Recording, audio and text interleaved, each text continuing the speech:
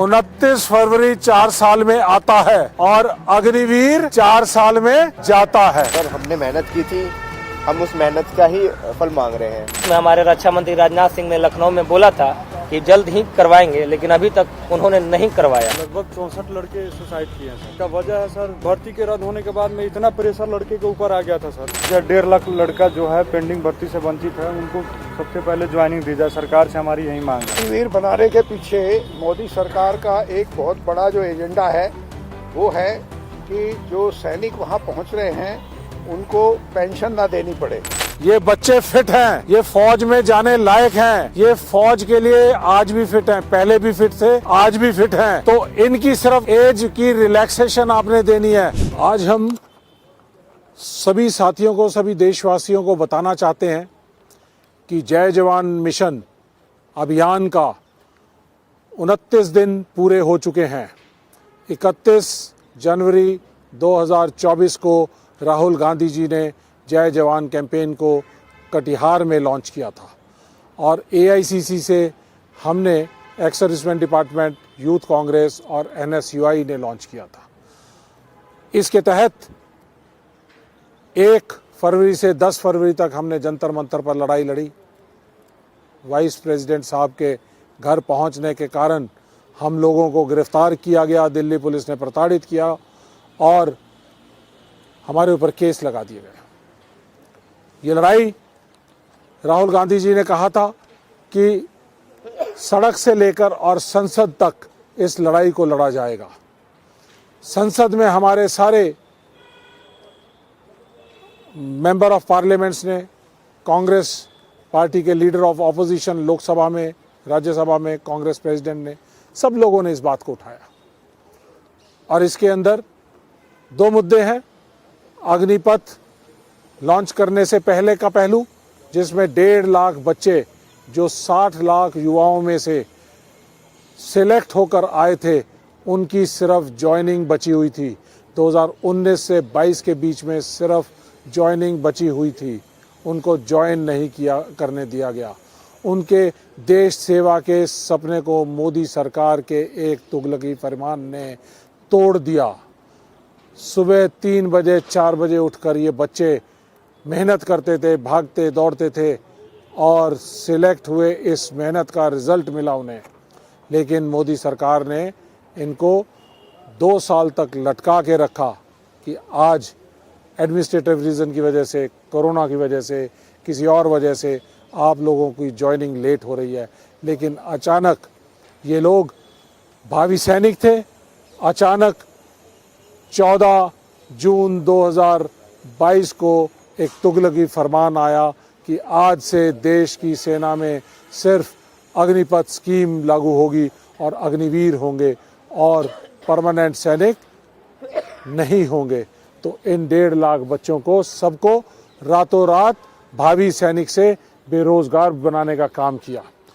और इस लड़ाई में हम इन बच्चों के साथ हैं, देश की सेनाओं के साथ हैं और देश की सेनाओं के अध्यक्षों ने कहा कि ये अग्निपथ स्कीम देश की सुरक्षा के लिए, देश की सेनाओं के लिए सही नहीं है, इसे हमने नहीं मांगा था।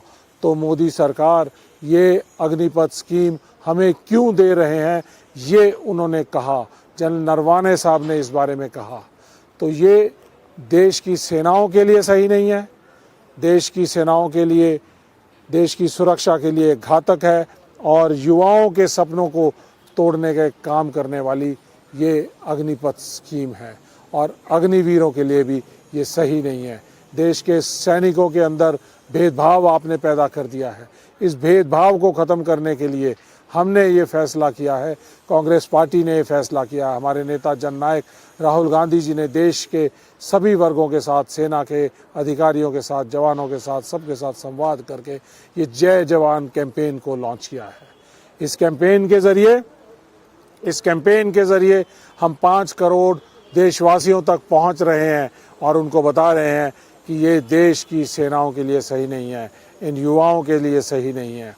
तो इसलिए ये जो आउटरीच प्रोग्राम चालू किया गया है, इस आउटरीच प्रोग्राम को हम आगे भी ले जा रहे हैं। आज 1 से 29 तारीख हो चुकी है और इसको आगे चुनावों तक हम इसको ले जाएंगे और युवाओं के सेना में ज्वाइन करने के सपने को पूरा करेंगे।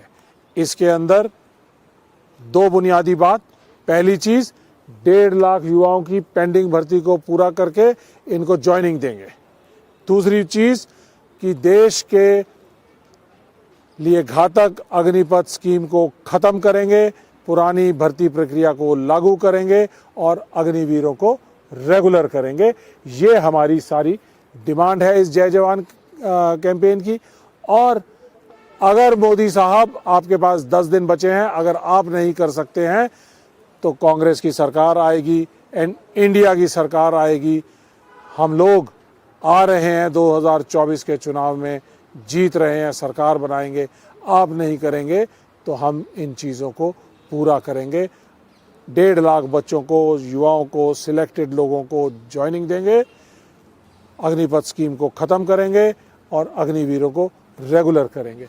और अब मैं अपने जवान साथियों को, ये हमारे साथ अभिराज है, 1100 किलोमीटर की चंपारण की यात्रा करके, पैदल यात्रा करके ये चंपारण से दिल्ली पहुंचा। राहुल गांधी जी से भी हम सब लोग मिले और उसके बाद हमने ये जय जवान कैंपेन को लॉन्च किया। हम इनके साथ हैं, लीगल बैटल भी इनकी लड़ रहे हैं और सुप्रीम कोर्ट में इसका केस भी दायर किया जा रहा है। तो ये आप बताओ, आपको इस संघर्ष में क्या क्या किया आपने? सबसे पहले ऊंचा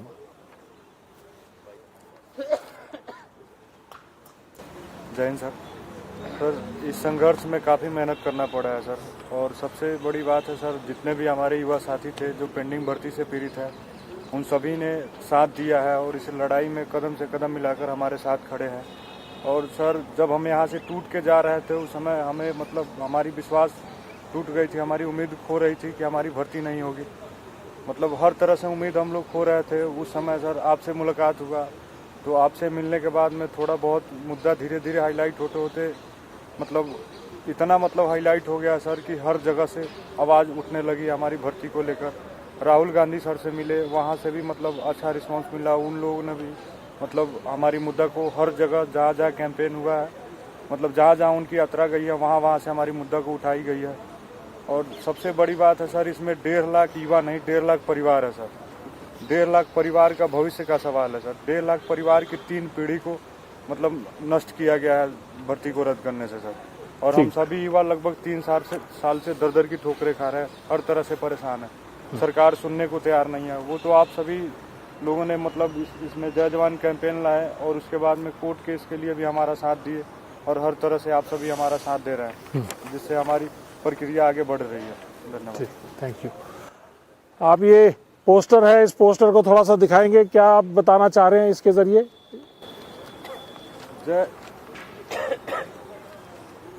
पेंडिंग भर्ती को ज्वाइनिंग पूरी की जाए। 1.5 लाख लड़का जो है पेंडिंग भर्ती से वंचित है, उनको सबसे पहले ज्वाइनिंग दी जाए। सरकार से हमारी यही मांग है। और उसके नीचे बाद में जो अग्निपथ योजना आई है उसे बंद की जाए सर, और अग्निवीरों को परमानेंट किया जाए सर। वेरी गुड जी, बहुत अच्छी बात है। और आगे दो, आगे जिसके पास क्या पोस्टर्स हैं। तो देखने वाली बात यह है, आपके पास क्या पोस्टर है? मेरे पास है जय जवान पेंडिंग ज्वाइनिंग का 1.5 लाख चयनित युवाओं का ज्वाइनिंग दे।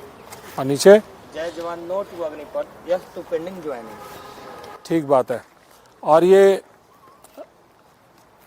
एक चीज़ और मैं आपके माध्यम से कहना चाहूँगा कि आज 29 फरवरी है। आज का दिन हमने इस प्रोग्राम के लिए क्यों चुना? 29 फरवरी 4 साल में एक बार आती है और अग्निवीर भी सिर्फ 4 साल के मात्र रह गए हैं। तो 4 साल के अंदर 29 फरवरी फिर आ जाएगी, लेकिन अग्निवीर बेरोजगार हो जाएगा। यह है बड़ी बात। और ये जो 1.5 लाख बच्चे हैं, इनका क्या?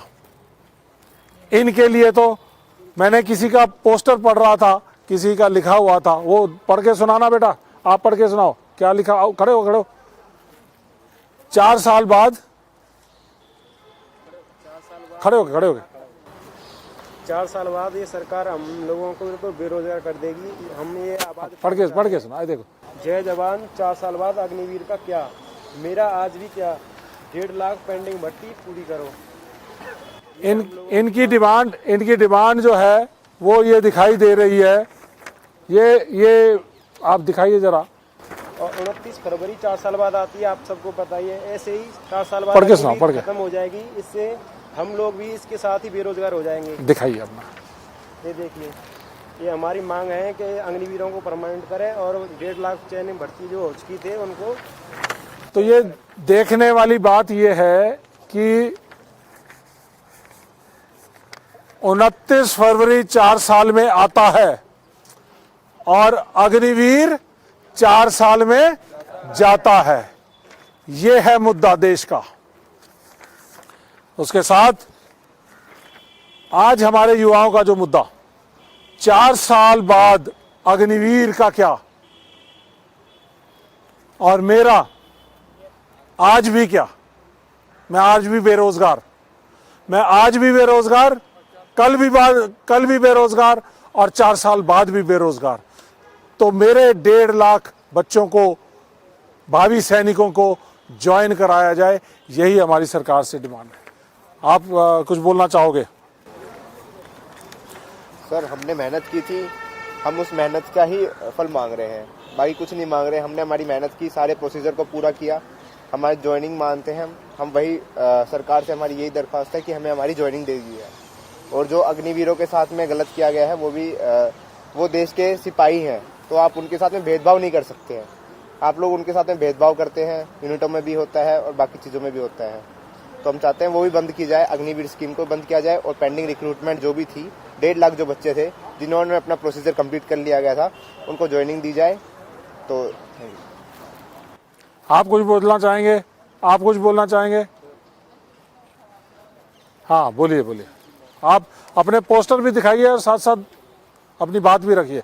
सबसे पहले तो हम लोगों ने इस आर्मी की तैयारी के लिए 3 साल पहले से तैयारी किया था, जिसमें हम लोगों ने 1-2 बार दौड़ में छट गया। ये लास्ट बार मेरी मौका थी जिसमें हमने क्लर्क से फाइट किया गया एआरओ से और हमने दौड़ निकाला। उसके बाद हमने 2 बार मेडिकल को रिक्रूट किया। 2 बार करने के बाद हमें 2 बार एग्जाम के लिए बुलाया गया, फिर भी नहीं किया गया। और लास्ट में हमारे रक्षा मंत्री राजनाथ सिंह ने लखनऊ में बोला था कि जल्द ही करवाएंगे, लेकिन अभी तक उन्होंने नहीं करवाया। इस बात से बहुत ही दुखद है। और जो उम्मीद के साथ हम लोग दौड़े थे वो भी नहीं हुआ। 3 साल तो पहले दौड़ने में मेहनत किया, उसके बाद 3 साल मैंने ठोकरें खाई। 18-24 साल तो मेरा ऐसे ही निकल गया, जो आज कोई नहीं पूछता है, न बाहर से कोई पूछता है न कहीं। आज पहले भी बेरोजगार थे, आज भी बेरोजगार हैं, कल भी बेरोजगार हो जाएंगे। सरकार यही हमारी नीयत को देख रही है और कुछ नहीं करना चाह रही है। जय। मैं यहाँ पे एक चीज़ और पूछना चाहूँगा कि कोई ये बताए कि अग्निपथ स्कीम के अंदर जो एज की लिमिट है वो 23 साल कर दी। तो पहले इन्होंने क्या किया था कि 17 साल, 17.5 साल से लेके और 21 साल तक किया। जब शोर मचा कि ये सब लोग जो है इस अग्निपथ स्कीम के दायरे से निकल जाएंगे, तो उन्होंने बढ़ाकर इसको 23 साल किया। लेकिन मैं आपको ये बताना चाहूँगा कि बहुत सारे ऐसे ट्रेड्स होते हैं आर्मी के अंदर जिनकी आयु सीमा 25 साल तक लागू होती है। इन बच्चों की आज उम्र 25 साल से कम है, तो देश को ये भी जानना जरूरी है कि ये आज भी एलिजिबिलिटी कंडीशन के अंदर एज के हिसाब से ये बिल्कुल ठीक बैठते हैं। और कोरोना के अंदर आपने कोरोना काल में बीए फर्स्ट ईयर से सेकंड ईयर से फाइनल ईयर और फाइनल ईयर से भी आगे बिना एग्जाम के आप बच्चों को अगर ले जा सकते हैं, ये तो वो बच्चे हैं जिन्होंने physical, mental, return, documentation, medical सब कुछ पास किया हुआ है। और इन बच्चों, ये तो सभी चीज में उत्तीर्ण हैं, पास हैं, तो इनको क्यों रोका गया? तो ये आज मैं जानना चाहूंगा कि कैसे आप कहना चाहोगे कि आज आप फिट हो? जब से भर्ती रद्द हुई है सर, तब से हम लोग मतलब दौड़ वगैरह सारा छोड़ दिए सर। लेकिन अगर सरकार हमारी भर्ती क्लियर करने को बोलती है तो हम लोग टेस्ट देने के लिए भी तैयार है सर। क्या आप यहाँ पे टेस्ट दोगे सब लोग? बिल्कुल सर, देने के लिए तैयार है सर। नहीं, अभी कपड़े नहीं किसी ने यहाँ पे उतारने। चलो आ जाओ, 10 बच्चे आ जाओ यहाँ पे, पुशअप करके दिखाओ भाई। 10-10 पुशअप फटाफट, 10-10 पुशअप। हाँ, ये बच्चे फिट हैं, ये फौज में जाने लायक हैं, ये फौज के लिए आज भी फिट हैं, पहले भी फिट थे, आज भी फिट हैं। तो इनकी सिर्फ एज की रिलैक्सेशन आपने देनी है। चलो, थैंक यू, वेरी गुड। ये बच्चे कल भी फिट थे, आज भी फिट हैं। देश की सेना के मापदंड के हिसाब से ये बिल्कुल फिट बैठते हैं। 25 साल की उम्र से नीचे के बच्चे हैं। सब लोग 25 साल के नीचे के हो? हाथ खड़े कर दो। सब लोग 25 साल से नीचे हैं। फौज की जो रेगुलर प्रक्रिया होती थी उसके अंदर जो एज सीमा थी वो 25 साल थी। दुनिया को बेवकूफ बनाने के लिए, बरगलाने के लिए मोदी सरकार ने अग्निवीरों के लिए 21 साल कर दिया और 2 साल की रिलैक्सेशन दी। 23 किया और अब वापस 21 कर दिया गया है, 20.5 कर दिया गया है, 20.5 कर दिया गया है। तो ऐसा खिलवाड़ हमारे देश के भावी सैनिकों के साथ, युवाओं के साथ कर रहे थे। कोई मुझे बता सकता है कि आज जब आप तैयारी कर रहे थे तो स्टेडियम में कितने बच्चे होते थे, तो आज कितने होते हैं? ट्रेनिंग सेंटर में कितने बच्चे होते हैं, तो आज कितने? कोई बताएगा? सर पूरे खाली पड़े हैं सर। हाँ। पूरे खाली पड़े हैं सर। जिस फील्ड में हम लोग दौड़ते थे उस फील्ड में लगभग 2000-2500 लड़के थे, लेकिन आज सर बीड़ी और सिगरेट का टुकड़ा मिलता है उसमें।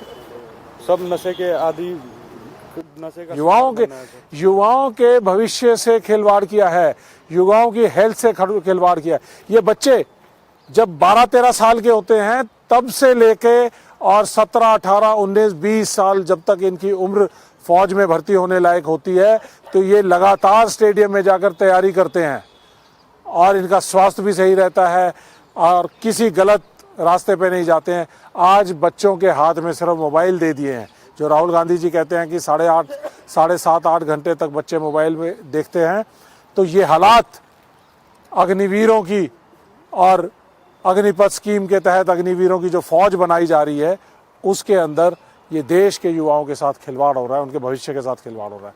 हाँ जी, आप कुछ कहना चाहते थे सर? आपको वेलकम। जय हिंद सर। हाँ, मैं आपको कैमरे के माध्यम से कहना चाहूँगा कि मेरे परिवार से 8 फौजी है, लेकिन मेरे गांव से मेरे बाद हम 3 भाई है, तीनों यहाँ है एक ही गांव से, लेकिन हमारे बाद एक भी बंदा अग्निवीर स्कीम के तहत भर्ती देखने नहीं जाएगा। ये सच्चाई है, ये सच्चाई है। मेरे बड़े दादाजी के 6 भाई बेटे जो है वो है फौज में, लेकिन अब हमारे परिवार से एक भी बंदा नहीं जाएगा क्योंकि हमारी पेंडिंग भर्ती पहले तो ये पूरी नहीं हुई है। तो हम मोदी सरकार पे किस तरह विश्वास करें, ये बताइए। हाँ। मुझे कोई ये बता सकता है कि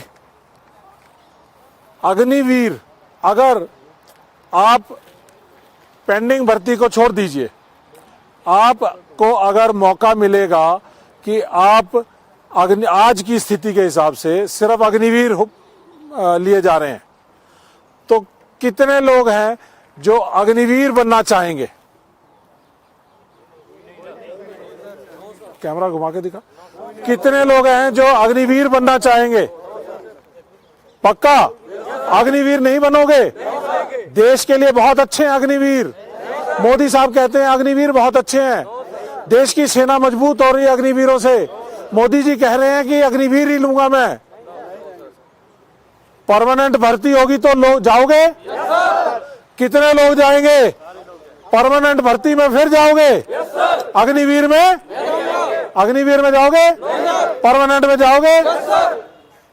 ये है आज देश का माहौल कि देश के सैनिक जो हमारी खान है, जहां से ये बच्चे आते थे, स्टेडियम जहां पे तैयारी करते थे, वहां उस पूरे इलाके में स्टेडियम आज सुनसान है। बच्चे अग्निवीर की तैयारी नहीं कर रहे हैं। और मैं ये जानना चाहूंगा, आप लोगों ने भाग दौड़ की? कितने मिनट में 1 माइल होता था? 1 माइल रेस थी। एक 1600 किलोमीटर, 1600 मीटर कितने मिनट में आते थे? 6 मिनट तो नहीं, तो मैं आप लोग कितने मिनट में आते थे? ये जो बच्चे तैयारी करते थे, ये 4 minute 40 second, 30 second, 32 second, 50 second और इतने सारे होते थे कि शुरू के 40-50 लोगों को ही लिया जाता था। आज अग्निवीरों को 6 मिनट भी दिया जा रहा है, 1.5 मिनट एक्स्ट्रा दिया जा रहा है, तब जाके अग्निवीर के लोग क्वालिफाई हो रहे हैं। ऐसी बात है? तो इसका मतलब आपने कमजोर फिजिकल कंडीशन वाले बच्चे अग्निवीर में दाखिल करने शुरू कर दिए हैं। ये सही बात है? तो ये आपको लगता है कि अग्निवीर देश में सियाचिन पे लड़ाई लड़ सकते हैं? अग्निवीर नहीं लड़ सकते? अलाउड नहीं है? तो थोड़ा बताइए आप।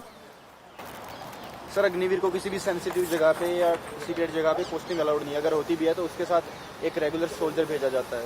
और सर, मैं एयरफोर्स का स्टूडेंट हूँ। जब मैं तैयारी करता था उस टाइम पे एयरफोर्स की merit list out of 70 x group की 46, 47 इतने पे रहती थी और वाई ग्रुप की 33, 35, 36 नंबर्स में आउट ऑफ 50। हाँ, वाई ग्रुप की 33, 36 पे रहती थी। आज वही लिस्ट एक्स ग्रुप की जो पहले 46, 48 पे लगती थी, आउट ऑफ 70 वो आज 22 नंबर पे लग रही है। कहने का तात्पर्य ये है कंपटीशन कम होता जा रहा है कि कंपटीशन कम हो गया है। जहां पर 70 अंकों में से 50, 47, 48 की जो हमारी कट ऑफ की लिस्ट होती थी, वो आज कट ऑफ इनको इतनी कम करनी पड़ गई है, 22 कट ऑफ करनी पड़ गई है, जिसकी वजह से आपको सेना में जो आने वाले जो बच्चे हैं उनको कॉम्प्रोमाइज करना पड़ रहा है। स्टैंडर्ड को कंपटीशन कम हो गया है, स्टैंडर्ड कम हो गया है, तो इसलिए कॉम्प्रोमाइज हो रहा है। तो इस वजह से आपने सुना होगा कि अग्निवीर कई जो बच्चे हैं उन्होंने सुसाइड किया है। ऐसे उसकी क्या वजह हो सकती है? सर, लगभग 64 लड़के सुसाइड किए हैं सर। और इसका वजह है सर, जब हम लोग एकेडमी में पढ़ाई कर रहे थे तो सर उस समय बार बार मतलब भर्ती को पोस्टपोन किया जा रहा था। लगभग 1.5 साल तक भर्ती को पोस्टपोन किया गया। उस दौरान मतलब ऐसे साथी थे मतलब जिनका बहन का शादी किसी का फिक्स हो गया, किसी का भाई का शादी का फिक्स हो गया। कोई लड़का अपनी माँ का गहना गिरवी रख के मतलब एकेडमी में पढ़ने गया था। कोई लड़का मतलब अपना खेत गिरवी रख के एकेडमी में पढ़ने गया था। कोई लड़का कर्ज लेकर एकेडमी में पढ़ने गया था। और सर लगातार बार बार जब पोस्टपोन होती थी भर्ती, और हम लोग एकेडमी में लगातार लगभग 1.5 साल रहे थे। उस दौरान 1 से 1.5 लाख 2 लाख रुपया हर मतलब सभी लड़कों के ऊपर या तो कर्ज था या किसी का गहना वहना गिरवी रख के रखा था। और सर जब भर्ती रद्द हो जाती है उसके बाद में लड़के लगभग 4 साल 5 साल दौड़ में मेहनत करते हैं।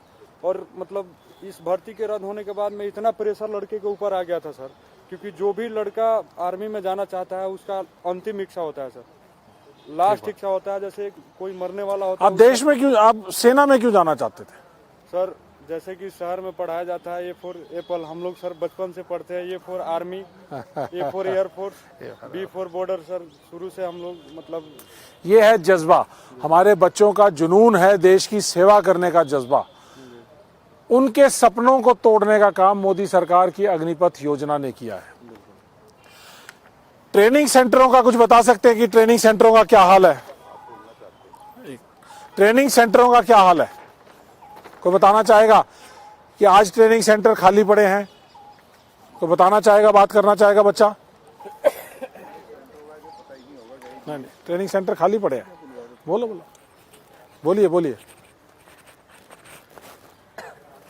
आज ट्रेनिंग सेंटर्स का ऊंचा पहले के मुकाबले काफ़ी बुरा हाल है। हम ट्रेनिंग सेंटर्स में देख रहे हैं पहले से काफ़ी शॉर्टेज होती आ रही थी, क्योंकि 2 साल का पहले गैप हो गया था कोविड की वजह से। लेकिन आज अगर हम देखते हैं तो अग्निवीर उस स्ट्रेंथ को कंप्लीट नहीं कर पा रहे जो रेगुलर सोल्जर्स कर पा रहे थे। अग्निवीर फ़िलहाल पहले से इनसिक्योरिटी में है कि उसकी जॉब केवल 4 साल के लिए है। लेकिन अगर वहीं देखा जाए तो रेगुलर सोल्जर पहले के मुकाबले इनसे सही था कि हाँ भाई उसे कोई इनसिक्योरिटी नहीं थी जॉब जाने की, और वो देश सेवा के पर्पज़ से ही आता था। अग्निवीर भी आज देश सेवा के पर्पज़ से, लेकिन उसको पता है कि मुझे मेरा फ्यूचर भी देखना है साथ में। उसकी कोई ये फिक्स नहीं है कि हाँ मैं रहूँगा नहीं रहूँगा, 25% में आ पाऊँगा नहीं आ पाऊँगा। गवर्नमेंट उसमें भी अप टू 25% बोलती है, वो 25% भी फिक्स नहीं है। तो कहीं ना कहीं इनसिक्योरिटीज़ उसके लिए भी हैं। आज कोई भी आम साधारण नागरिक होता है, सबसे पहले अपने परिवार को देखा जाता है। उनकी फैमिलीज़ के लिए भी कोई वो नहीं है कि हाँ भाई अगर तुम नहीं रहोगे तुम्हारी पीछे फैमिलीज़ को हम संभालेंगे।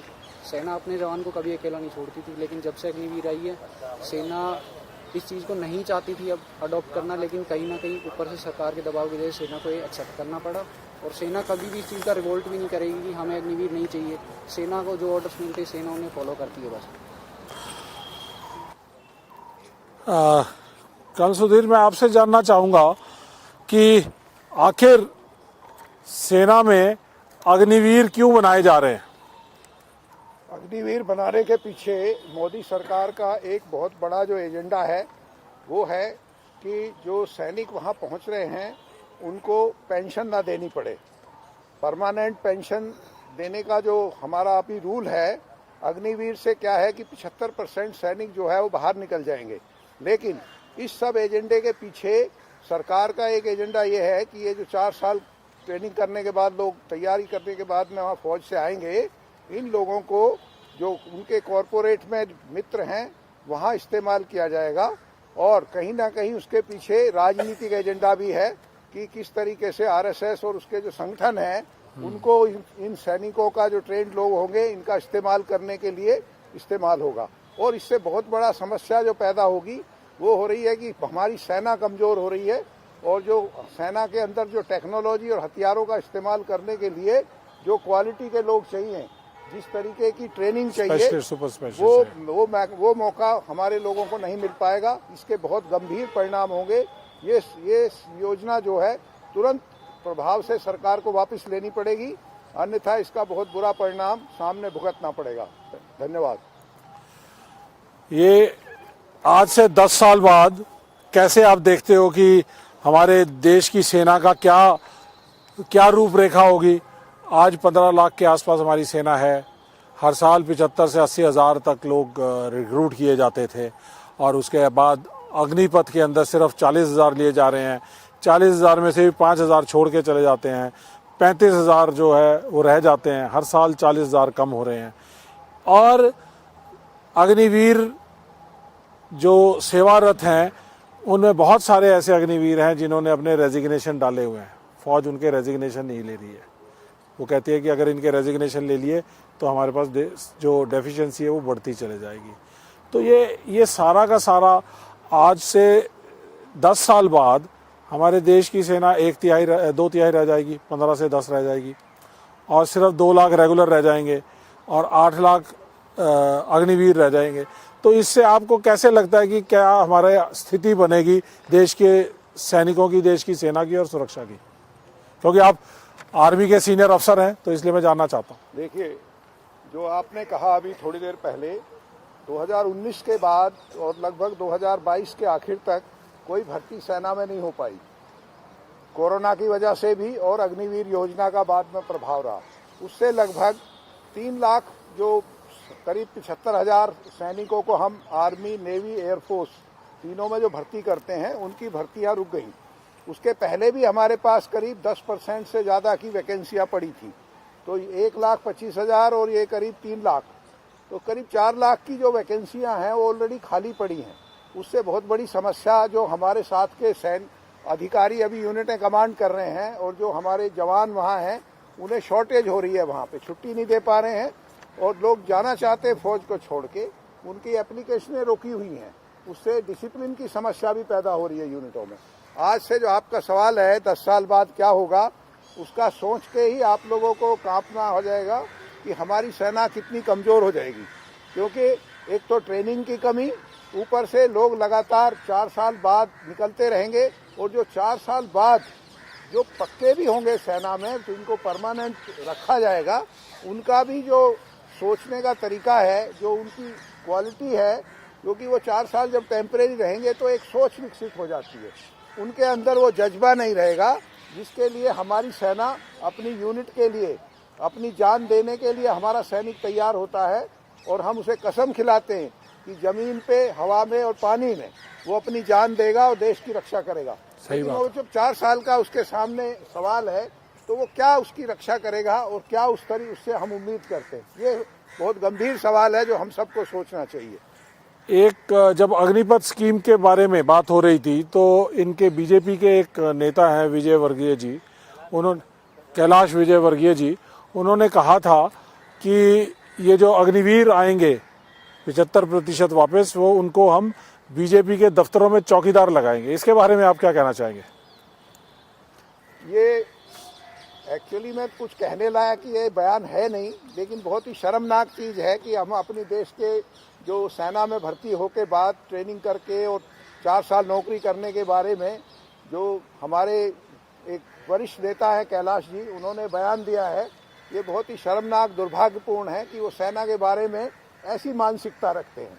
इसको तुरंत, मेरा अपना मानना है, ऐसी पार्टी को जिसके ऐसे पदाधिकारी हों जो किसी प्रदेश के पदभार भी संभाल रहे थे, ये मेरे ख्याल बंगाल के वो प्रभारी भी थे बंगाल स्टेट के, तो इनको तो हमें पब्लिकली भी इस सवाल के बारे में इनको हमें कहीं ना कहीं लज्जित करना चाहिए और इनसे सरकार को भी, इसके पार्टी को भी इनको निकालना चाहिए अपने से।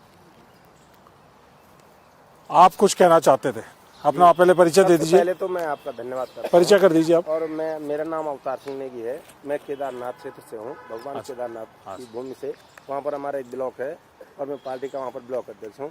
मैं किसी के साथ मैं यहाँ पर आया हूँ किसी काम के सिलसिले में और कुछ नेताओं से मीटिंग है, तो मेरे को देखने को मिला कि आप लोग इस कार्यक्रम को यहाँ पर कर रहे हैं, तो मुझे केदारनाथ में राहुल गांधी जी के साथ में बैठने का मौका मिला और हमने माननीय राहुल गांधी जी से एक सवाल पूछा कि सर ये आखिर अग्निवीर योजना को क्यों लागू कर रहे हैं, ऐसी जरूरत क्यों पड़ी कि अग्निवीर योजना को लागू करना पड़ा भाजपा को, क्या है इसके पीछे? क्योंकि आम जनता को ये संदेश जाना चाहिए और युवाओं को, खासकर जो हमारे यहाँ पर युवा शक्ति बैठी हुई है, इनको पता होना चाहिए आखिर ऐसा छल किस स्तर से किया जा रहा है, ये क्यों किया जा रहा है। जैसा आपने भी कर्नल साहब से सवाल किया कि आखिर ऐसा क्यों किया गया है कि अग्निवीर भर्ती के रूप में युवा शक्ति के साथ छल किया जा रहा है। वो अपनी मेंटालिटी से काम कर रहे हैं, उनका माइंड फिगर है कि उद्योग जगत को, युवा शक्ति का सदुपयोग उद्योग जगत के हित में करना है। मतलब राहुल गांधी जी के जो हमको समझाया वहाँ पे, तो माननीय राहुल गांधी जी का कहना ये था और यही इनकी इसके पीछे की स्ट्रेटजी है कि भाई युवा शक्ति जिस दिन 20 से और 22 साल तक अपनी तरुण अवस्था में रहता है, उस दिन उसको सरकारी काम से बेघर कर दो। सरकारी काम से बेघर करके अपने उद्योगपति मित्रों के टनलों में, अपने उद्योगपति मित्रों के पुलों पे उनकी जो तमाम सारी योजनाएं जो वो चला रहे हैं, उद्योगपति तो चला रहे हैं आज। तो ये इसलिए उन्होंने किया है। और हम ये चाहते हैं कि हम बाबा केदारनाथ से प्रार्थना करते हैं और बाबा बद्रीनाथ से प्रार्थना करते हैं कि हमारे देश की युवा शक्ति के साथ, जिसने कि इस देश को चलाना है, तो उसके साथ ऐसा छल करने की उनको जो बुद्धि दी गई है वो बुद्धि उनकी सही हो जाए, ये प्रार्थना करते हैं। आप अपने गढ़वाल और कुमाऊं, उत्तराखंड वो रीजन है जहां पे घर घर के अंदर फौजी है, या तो फौज में है या पूर्व सैनिक है परिवार, और आपकी जो अर्थव्यवस्था थी तो वो आपके पोस्टल ऑर्डर जो आया करते थे, सैनिक जो सेवा में होते थे, उनका जो पैसा आया करता था, उससे आपके घर बार और सारी की सारी इकोनॉमी, अर्थव्यवस्था चलती थी। तो आप लोग अपने प्रदेश के लोगों को क्या कहना चाहोगे कि क्या किया जाए? हम तो एक देश से ही कहना चाहेंगे, क्योंकि हम पहाड़ी प्रदेश के लोग हैं, उत्तराखंड के लोग हैं। उत्तराखंड में कई स्वतंत्रता संग्राम सेनानी हैं, मैं खुद भी स्वतंत्रता संग्राम सेनानी का पोता हूँ और मेरी बहन का जो दामाद मतलब हस्बैंड है वो कारगिल शहीद है। तो मेरे परिवार से ही नहीं, पूरे पहाड़ से बहुत सारे लोग जो है इससे आजीविका करते हैं, नहीं कि आजीविका करते हैं बल्कि राष्ट्र की सेवा के भाव से काम करते हैं। लेकिन दुर्दशा आज ये हो गई है, मेरी बहन के 2 बेटे हैं, मेरे भी 2 बेटे हैं, लेकिन इन बच्चों को जो 18-20 साल के हो रहे हैं, अग्निवीर के बारे में जब उनसे कहा गया कि भर्ती होने जाओगे तो वो रो रहे हैं अंदर घर के और कहीं भागने के लिए तैयार हैं, लेकिन अग्निवीर की तरफ जाने के लिए तैयार नहीं है। और आप लोगों के माध्यम से जो युवा शक्ति यहाँ पर है देश में घर घर तक जाइए और इस व्यवस्था को लोगों को बताइए। अब हमारा जीवन तो बर्बाद होने की कगार पे है, मेरा जो 50 साल की उम्र है, लेकिन आप जो 25 साल वाले हैं, कहीं ना कहीं आप लोगों के जीवन के साथ भी ये बहुत बड़ा धोखा हो चुका है। और आगे की पीढ़ी को सुधारने के लिए हमें क्या करना होगा, कर्नल साहब आप लोग बता दीजिए। आप मुझे ये बताइए कि आपके यहाँ पर आज रेगुलर भर्ती हो तो क्या हाल होगा, और अगर अग्निवीर की भर्ती हो तो क्या हाल होगा, कितना रुझान रहेगा लोगों का? रुझान का ये है कि आज मेरे गांव से मैं यहाँ पर था, मैसेज आया है 2 बेटे जो है अग्निवीर भर्ती हुए हैं और गांव का ग्रुप था, उस गांव के ग्रुप से एक मैसेज आया है। तो मुझे ऐसा दुर्भाग्यपूर्ण तरीके से ये मालूम हो रहा है कि जिस व्यक्ति ने उस मैसेज को फॉरवर्ड किया है कि बधाई, तो उस बधाई के बजाय में कोई बधाई देने के लिए राजी नहीं है। तो मतलब कहने का मतलब ये है कि ये रुझान है, परमानेंट होगी तो बच्चे आएंगे, परमानेंट होगी तो 100% आएंगे और अग्निवीर होगी तो मुश्किल है सर, मुश्किल है, बिल्कुल मुश्किल है। हाँ जी, आप लोगों को कोई जानकारी अग्निवीर के बारे में और अग्निपथ योजना के बारे में? सर पहले तो मैं आपको प्रणाम करता हूँ। मैं भी सर केदारनाथ से हूँ। अच्छा। और यहाँ पर हम अपने साथियों के साथ यहाँ पर आए हैं और पूरे देखो, मैं जब यहाँ पर मेरे युवा भाई जब यहाँ पर अपनी जो है बेटा आपको पूरे लोगों को सुना रहे हैं तो मेरा दिल तो सर क्या अंदर से कितना जो है मुझे आंसू आ रहे हैं। आज गढ़वाल के में जितना भी उत्तराखंड में हमारे जो है फौजी भाई होते थे, हमारे बुजुर्ग होते, जो सूबेदार होते थे, मेजर होते थे, स्वतंत्र सेनानी के जो है अभी तक भी वहाँ पर जो है कांग्रेस पार्टी हमेशा वहाँ पर जो है सेवा देती है। पर आज जो है युवा रो रहा है कि अग्निवीर क्या है। अग्निवीर 4 साल में तो जो है बच्चा फौज की जो है प्रक्रिया सीखता है। आप ये बताओ, आपके यहाँ से आइए सर, तो आपके यहाँ से अग्निवीर आएंगे या नहीं आएंगे? हमारे गढ़वाल से अग्निवीर से कोई भी बच्चा तैयार नहीं है सर, नहीं आएंगे। परमानेंट होगा? परमानेंट अगर जो है फौज तैयार होगी तो सब बच्चा जो है मन में कल्पनाएं नहीं तो नहीं है सर। ठीक है, ठीक है। हाँ जी, और कोई आप कुछ कहना चाहेंगे? आप कहाँ से आते हैं? मैं ऐसे छत्तीसगढ़ से आता हूँ, राष्ट्रीय अध्यक्ष हूँ भारतीय राष्ट्रीय मजदूर कांग्रेस। अच्छा। जिस तरह से 1,60,000 बच्चों को और पैरामिलिट्री के 60,000 बच्चों को आज कोरोना काल एक बहाना था, बस बच्चों को सताना था, यही भाजपा का बहाना था। जिस तरह से मोदी सरकार के खिलाफ जय जवान ये अभियान कर्नल साहब के नेतृत्व में राहुल गांधी जी के आदेश पर देश भर के युवाओं को जिस तरह से छला जा रहा है, युवाओं को जिस तरह से भटकाया जा रहा है, जिस तरह से अग्निवीर और अग्निपथ योजना आया जब से, ये जिस तरह से उनकी 2000 का नोट नाकामी निकला, 10 साल नहीं चला पाया, इसी तरह ये योजना भी 10 साल नहीं चलेगा, क्योंकि ये छलावा है, लोगों को भ्रम फैलाने के लिए सेना को कमजोर, ये पूरे भारतीय जनता पार्टी आपके छत्तीसगढ़ में अगर परमानेंट भर्ती हो या अग्निवीर भर्ती हो तो क्या होगा? देखिए, परमानेंट भर्ती में तो सब जाएगा, क्योंकि देश का सेवा युवा जो बचपन से सपना सोचोया है कि हमको आर्मी में जाना है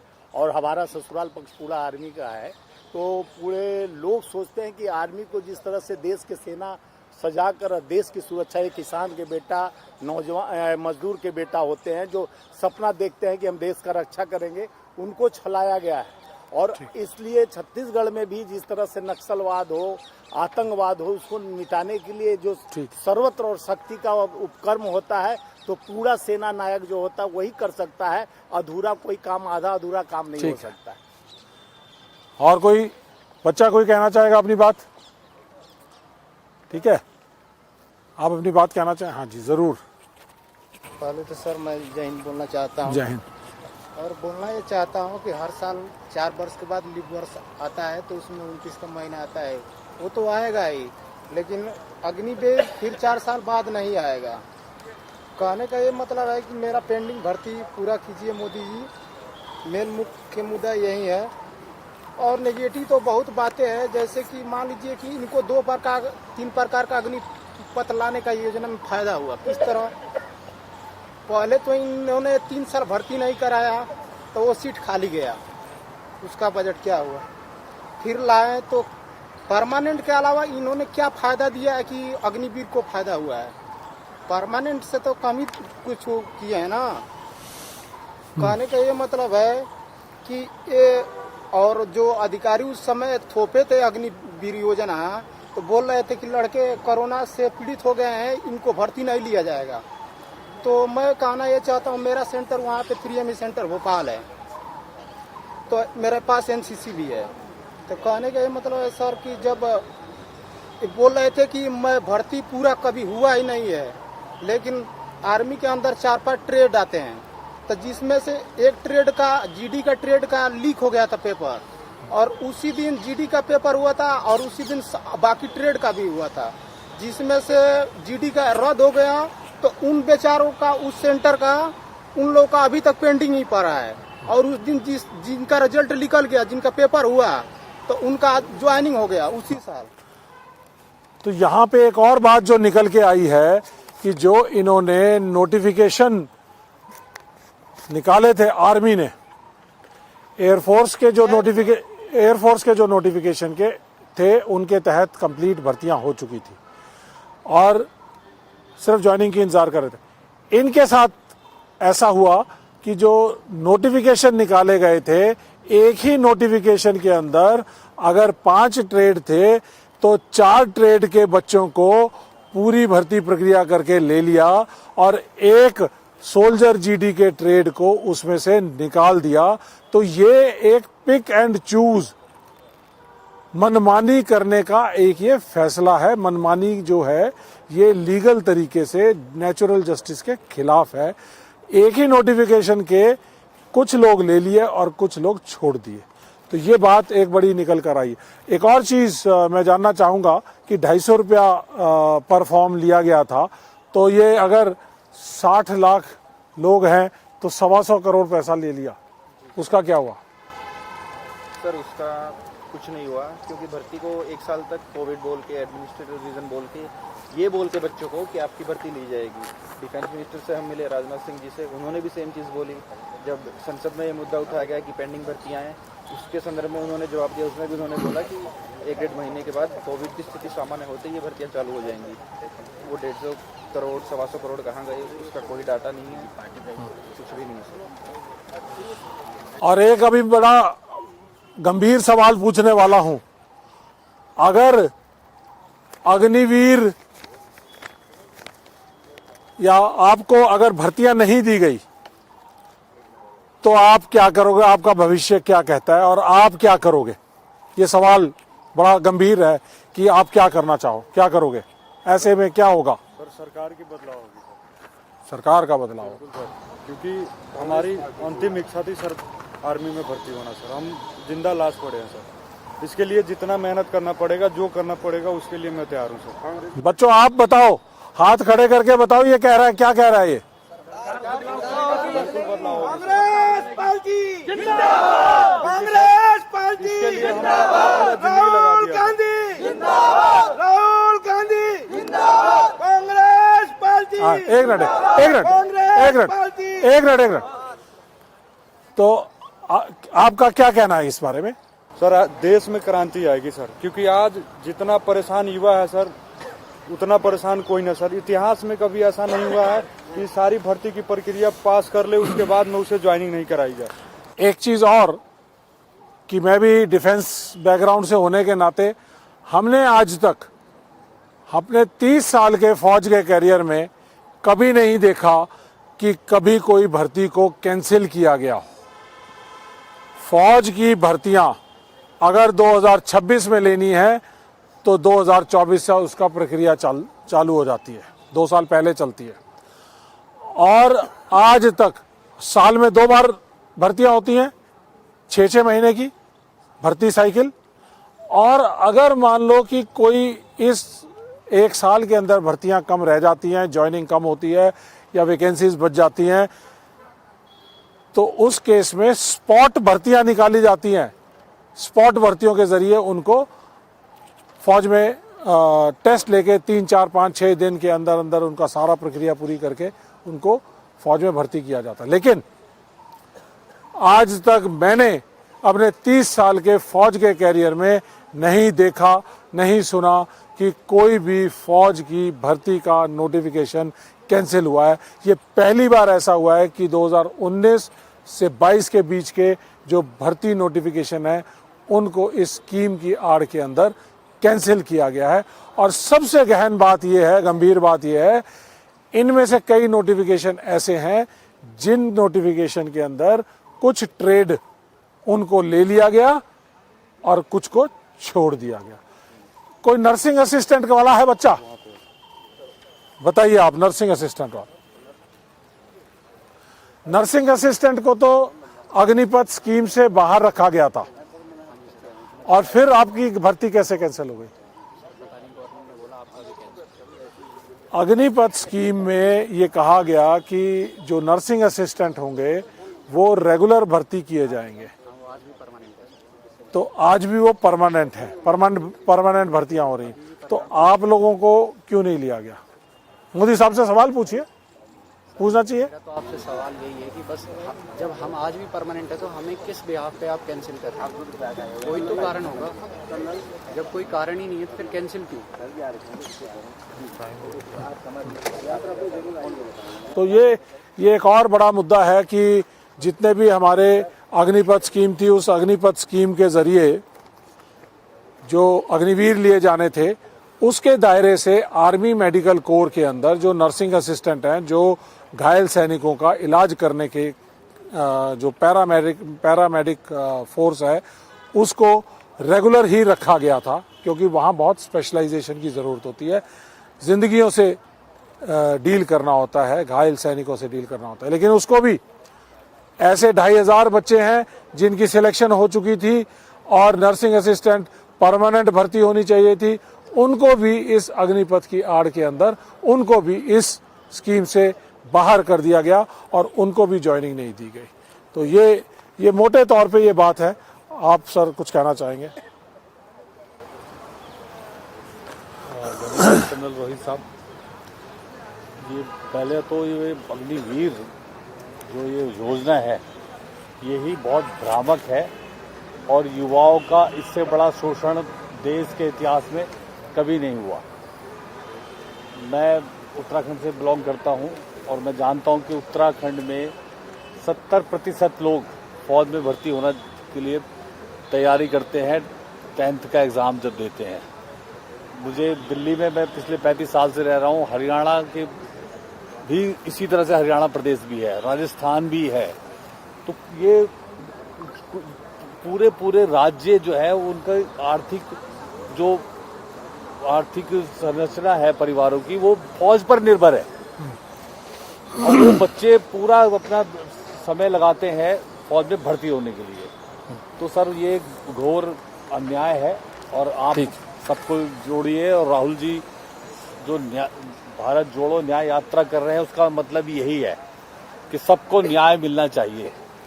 आप युवा हैं, आपको देश की तरक्की में शामिल होना है, उसके लिए आप फौज में नौकरी करेंगे, देश की रक्षा करेंगे और कांग्रेस की सरकार जब आएगी तो आपको ये अग्निवीर से छुटकारा दिलाएंगे हम लोग।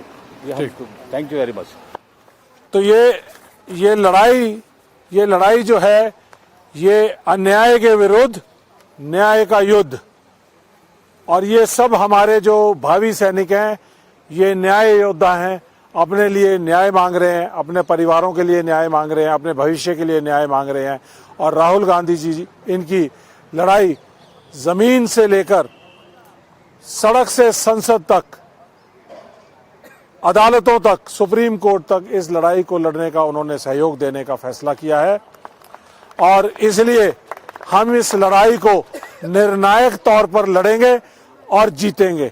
ना झुके हैं, ना डरे हैं और ना सहेंगे, ना डरेंगे, ना रुकेंगे, जीतेंगे, लड़ेंगे और फिर जीतेंगे। तो ये हमारा यहाँ से अपनी बात को आगे तक ले जाने का एक ये तरीका था। आप लोगों ने अपनी अपनी बात कही। 29 फरवरी का दिन आया, 29 फरवरी का दिन आया, 4 साल में एक बार आया और आने वाले 4 साल के अंदर फिर हमारे अग्निवीर वो बेरोजगार हो जाएंगे। ये एक देश के लिए बड़ी गंभीर बात है। हाँ जी, क्या कहना चाहेंगे? सर, मैं एयरफोर्स के बारे में कुछ बताना चाहता हूँ। दिसंबर 2020 में हमारा तो एग्जाम बेटा वो हुआ था। सारी चीजें मालूम है, वो सारी चीजें मालूम है उसके बारे में। हमारा ये मेरा मेडिकल कार्ड है, इस पे 4 फरवरी 2021 की डेट लिखी हुई है। इन्होंने एयरफोर्स वालों ने क्या किया कि हमारा जो प्रोसेस है वो चल रहा था पूरा, और बीच में इन्होंने परमानेंट रैली निकाल दी। उनका प्रोसेस पूरा 3 महीने में करके उनको ज्वाइनिंग ले ली, और हमारी मई में भी PSL दी थी, उसके बाद अब तक ज्वाइनिंग। ये एक और नया मुद्दा जो है, ये बहुत बड़ा मुद्दा है कि एयरफोर्स की जब ये पेंडिंग नोटिफिकेशंस थे जिनके तहत भर्ती की प्रक्रिया चल रही थी, और उसके बाद के नोटिफिकेशंस हैं, उनको पूरी तरह से इम्प्लीमेंट कर दिया गया, लेकिन इनको नहीं किया।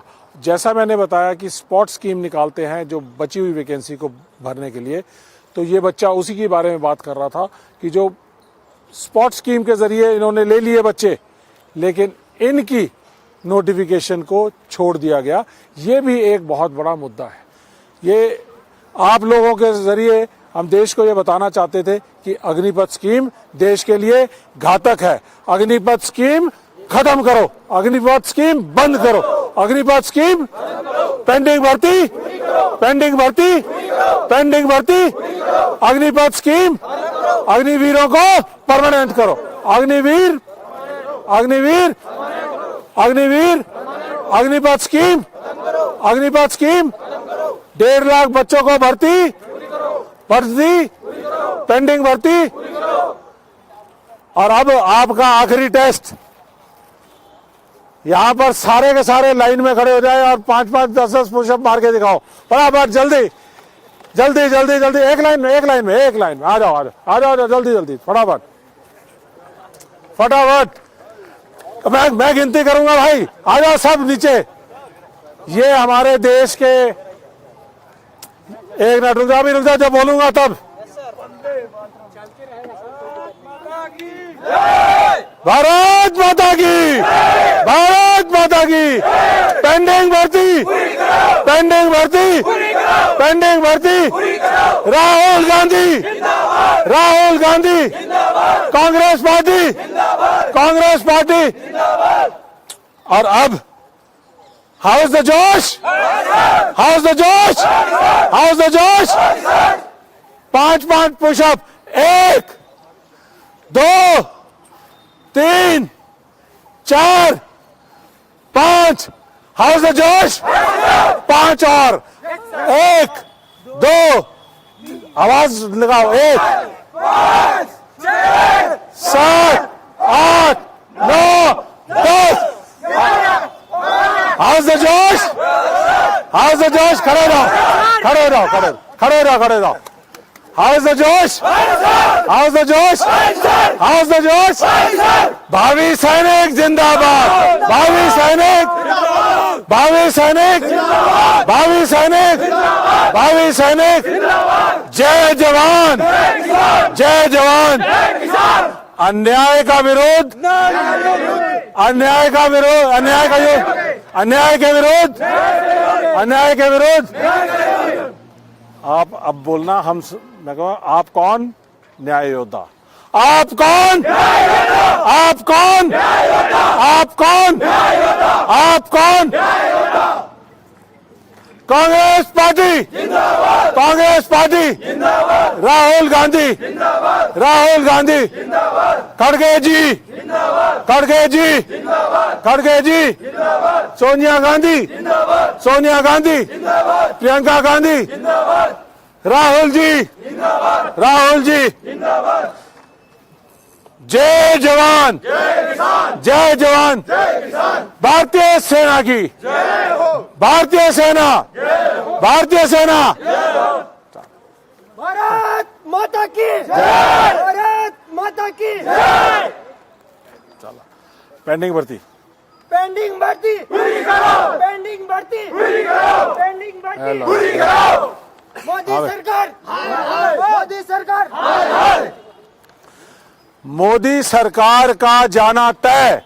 2024 का प्रण हम सबका, न्याय योद्धाओं का प्रण 2024 में मोदी सरकार का जाना तय, मोदी सरकार का जाना, मोदी सरकार का जाना, 2024 में मोदी सरकार का जाना। और न्याय योद्धा उसको घर भेजेंगे। न्याय योद्धा मोदी को, न्याय योद्धा मोदी को। Thank you. न्याय का हक मिलने तक।